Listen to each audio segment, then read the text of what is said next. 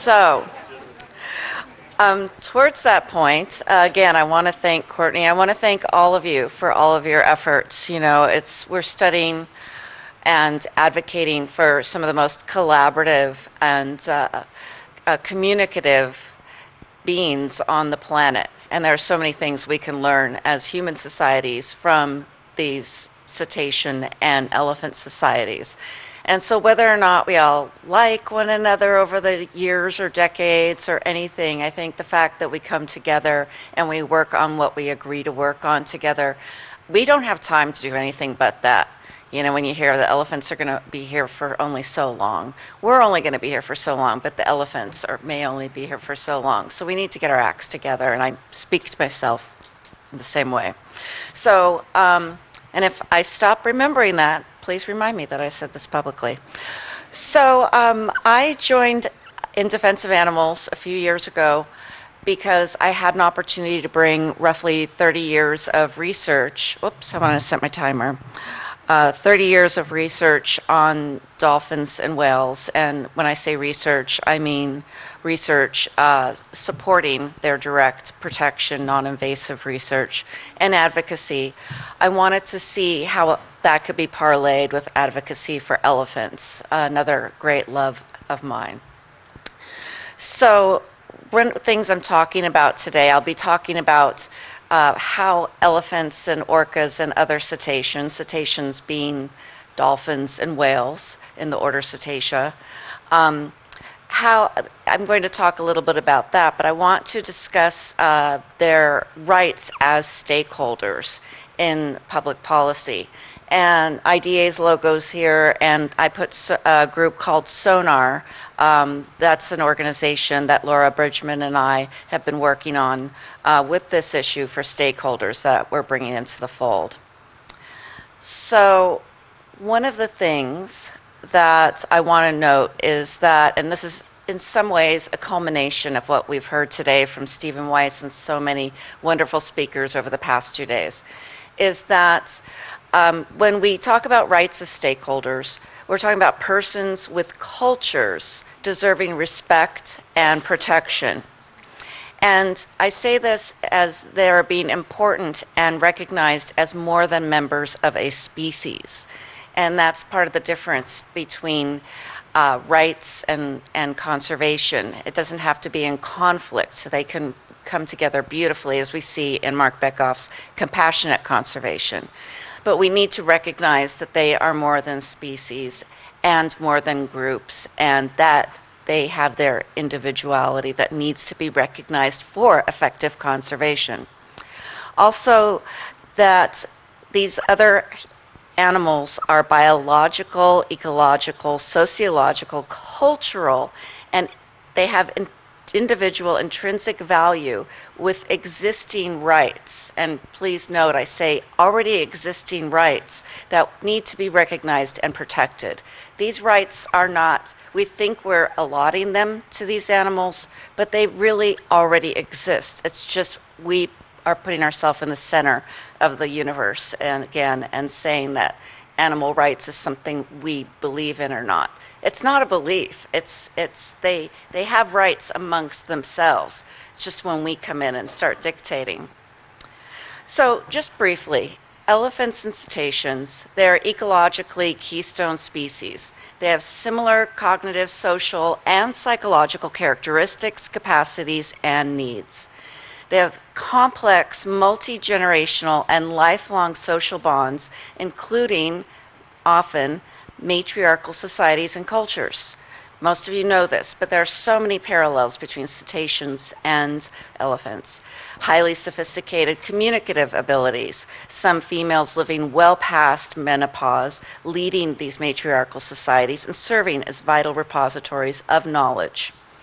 And when I talk about elephants and cetaceans, I hope that these are, in a sense, gateway animals to protect all other animals.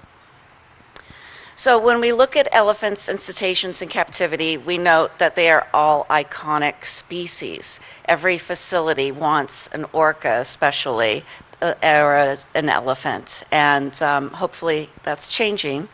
They are similarly traumatized in captivity. That's some of the work that I've been doing, has been on looking at trauma in even free-ranging cetaceans affected by human impact, not just cetaceans in captivity. The miseducation in captivity, the con in captive conservation. We all have been fighting that, I believe. And we're looking at vulnerable populations and species. And I just want to ask, I'm still marveling, why does everybody want to ride an elephant, ride an orca? Whoops, I'm just getting used to this remote. What is it about being comported through the water, through the land, via these animals? Perhaps if there's an understanding about this somewhat innate desire, we can literally address it more. But I see it as a form of domination. I think that's how the elephants and the cetaceans see it, because that's what they experience.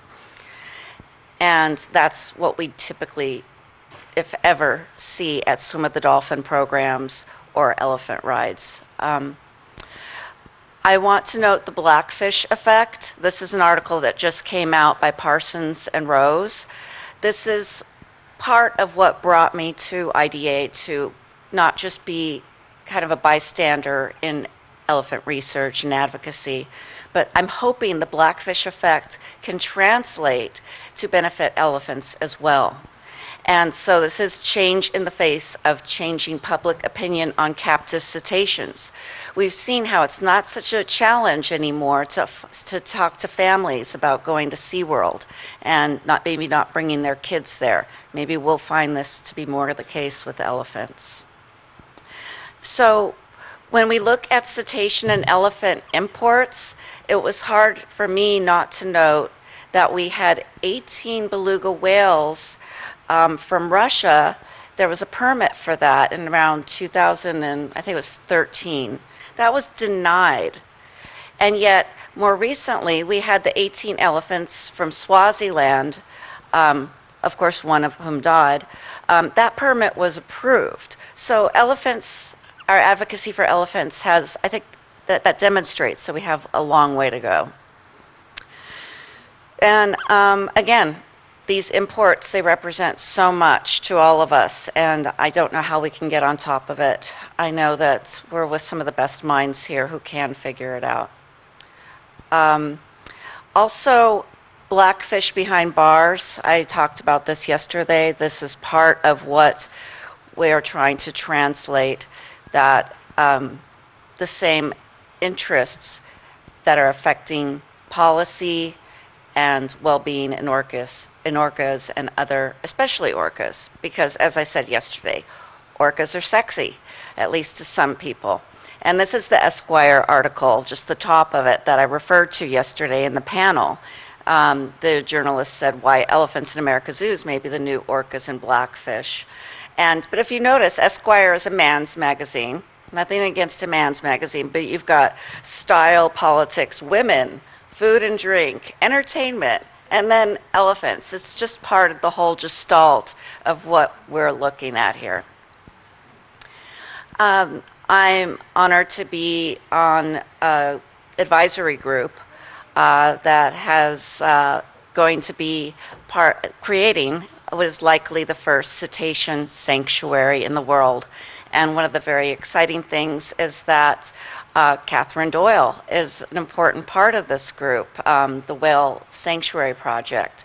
And so here we're also going the other direction, where elephant advocacy and research is benefiting cetaceans, because there have been no sanctuaries for cetaceans, really true sanctuaries, anywhere in the world. So this is significant.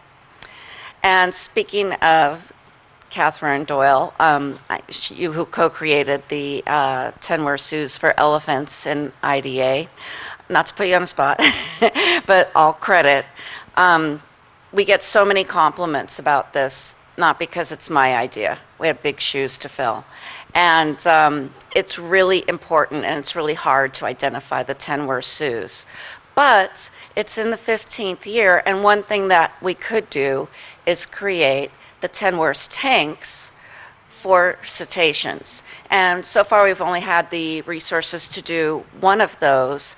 And I can't tell you how successful it was just doing one of those. In fact, Mexico City, there's a ban on public display, at least in the future, of captive cetaceans. And the environmental minister in Mexico cited our 10-worst zoo listing of one of the facilities there. I mean, so this is really exciting. So it's not all bad. But yes, small steps, it's hard. So I'm going to jump into human exceptionalism as I bridge into the concept of stakeholders in terms of the interests and rights of cetaceans and elephants and other non-human beings.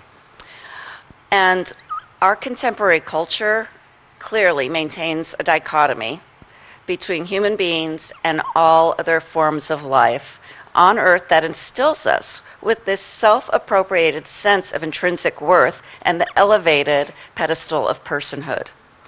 This very false, as I see it, as a scientist as well as a lover of all beings, this false dichotomy holds that human beings are uniquely worthy of moral consideration as individuals with inherent rights.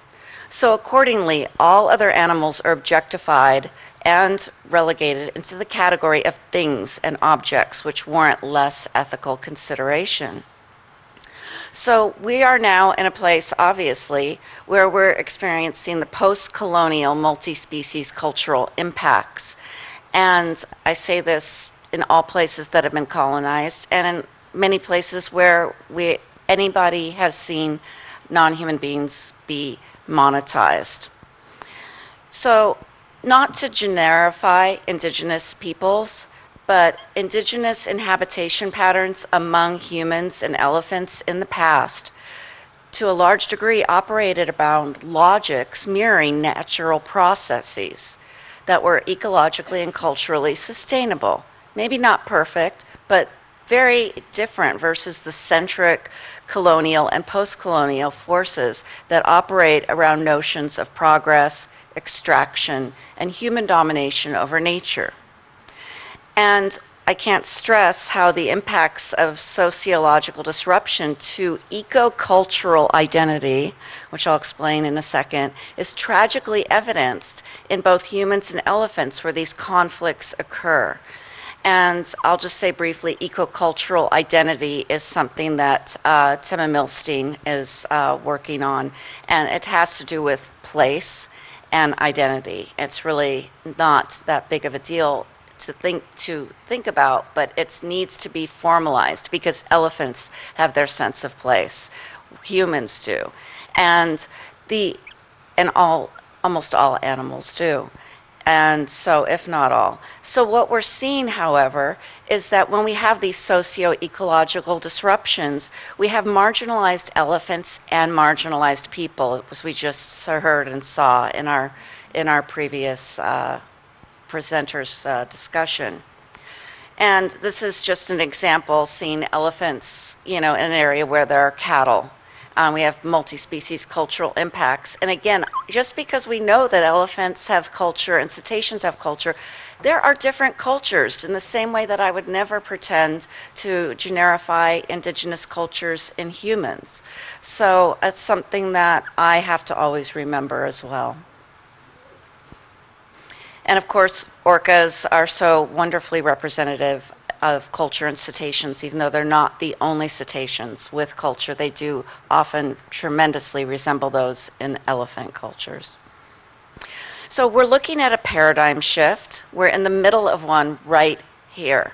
And that's one of the things that's so exciting, is that we have a multidisciplinary approach, and we're in the middle of a new era of research, and I will say art and advocacy.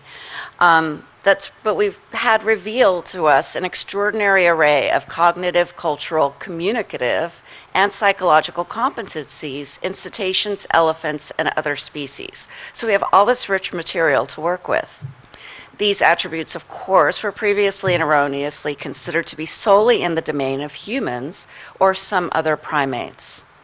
Now we are obligated to renovate this existing and antiquated legal, ethical, and social paradigm situation to reflect this science by formally acknowledging and protecting the rights and freedoms of elephants and cetaceans, not only as animals, but also as persons. So I think that a central question of our time is, how do we coexist and mutually thrive with other beings and with natural systems and unnatural systems across difference and with more equitable modes of access and distribution? It seems like a pretty basic question. And I posit that the only way for the identities of and relations between humans and elephants to heal seems, at least at this moment, to lie in the implementation of policies directed to empower all of the affected parties mutually in ways that also enrich the surrounding ecologies that sustain them. So basically, everybody needs to benefit, right? And I'll just briefly say, you know, some people ask, what does it mean to be a person? We all had Stephen Weiss wonderfully describe that. Thomas White said the simplest answer is that a person is a who, not a what. And if I could just please implore or suggest people to consider any time the word it is used to refer to another animal, to please seriously reflect on that. I try to do it myself. It's something, we pride ourselves on language. Can we please be responsible in our language? And give me a minor, please, kick in the butt if I do it, because we grew up with this erroneous sense. And I also want to say that referring to other animals as it's, in my perspective, biologically, scientifically inaccurate. These are not objects. These individuals have genders. So we need to get with the program here. I say we collectively as a society and myself. So if you are a who, not a what or an it, you are entitled to moral standing and to those rights and protections. Rights are another way of saying protections. Rights protect their interests, those who are not objects, not only as species or populations, but also as individuals. So in recognition of rights, I'm going to get into stakeholders here briefly before we leave. We're acknowledging elephants and cetaceans' moral standing and benefit to the wider ecosystem, since they are intrinsic preservers, promoters, and indicators for the integrity of entire ecosystems of which they are a part. And part of this was most apparent to me that these rights are not acknowledged when I went to my first International Whaling Commission meeting, where whales were referred to as biomass. And you've been there, right? And it's like, and that's how we're dealing with. And CITES is slightly better, but we're still looking at these individuals differently. But the big thing is their cultures are not being identified as indigenous cultures because they're not human. And so the cultures of other species are not being recognized. And so what I'm doing with Laura Bridgman at Sonar is working to see the recognition of rights and policy. A non-human stakeholder has representation of interests, rights within political and development processes. And in 2016, my colleague Laura Bridgman, who really came up with the term stakeholders in this regard, she spoke at the Rights of Nature conference at the United Nations in 2016. Her video is online.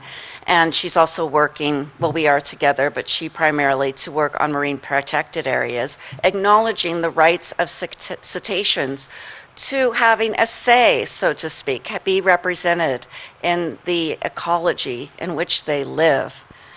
So Laura wrote this blog in HuffPost called Let's Rethink Capitalism by considering whales' interests. And she says that within capitalist models, individuals of other species are not only neglected, but their very existence is denied.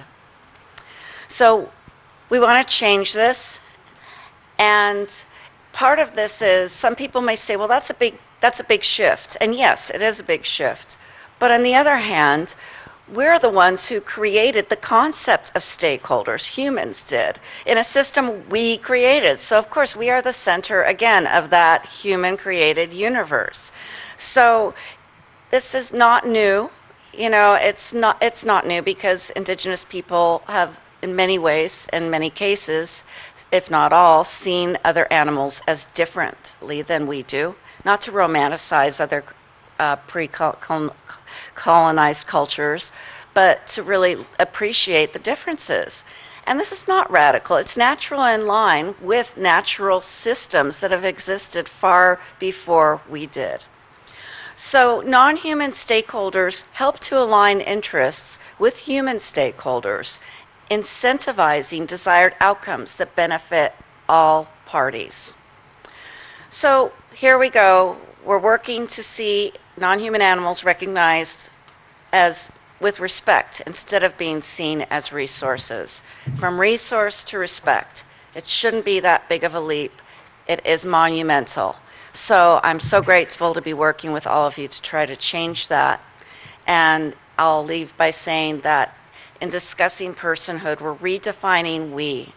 And being considered an animal, for some of us, is a privilege. It recognizes who we are biologically, evolutionarily, and I appreciate that for some peoples that has been used as a negative. My timer says I'm done, but that's good, I'm on the last slide.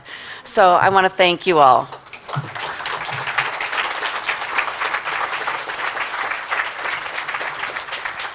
Courtney, should I take questions or should I just be outside to be available? Okay, I'll take a couple questions if anybody wants to leave. Again, no offense, we're not captive. Yes, please. Can you speak up, please? I'm sorry.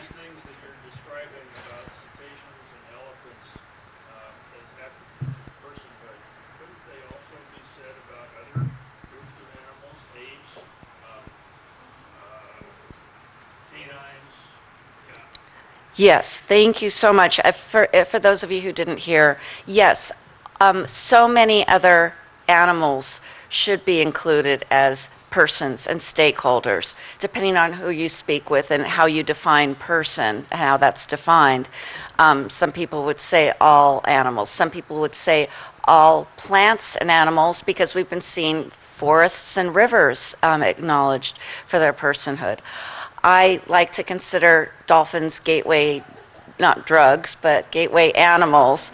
It's because people love them so much. And of course, they're loved to death inadvertently sometimes, but same with elephants. But because we're looking at charismatic megafauna, I hope that they're opening people's eyes to all of these sentient beings who deserve agency and who have rights. And it is our ignorance that is keeping us as society from acknowledging those rights formally. So thank you for bringing up all species, especially those whom we know to be extremely sentient, if not in some ways more than our own.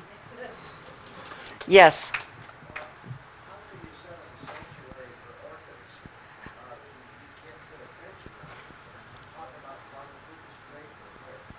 Well, the question was, how do we set up a sanctuary for orcas? And I would say we do it very carefully.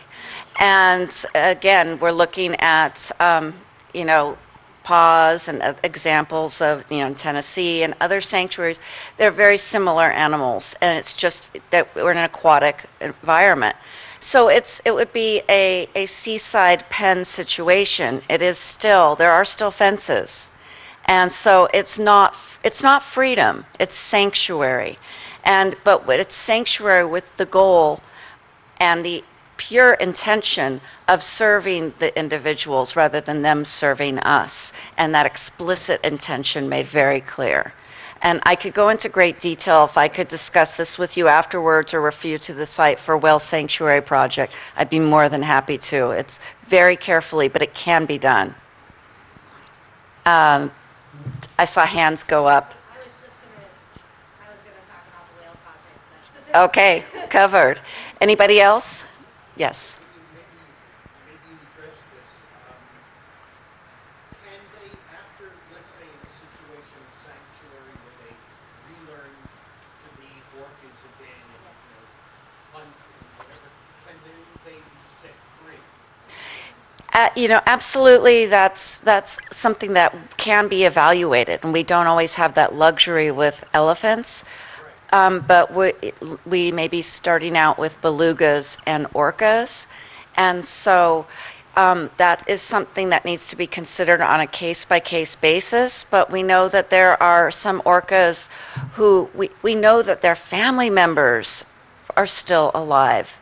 So, I mean, I could go into a whole tangent. It's just really there is such great potential, and if SeaWorld and these other captive facilities really care about conservation and reintroduction to the wild, they will fund these projects. But we do have the National Aquarium in Baltimore that's also going to be creating a sanctuary for dolphins. So we're coming a long way, albeit very slowly. I should let you all go. I'm around for a while if you want to speak with me. Thank you so much for all you do.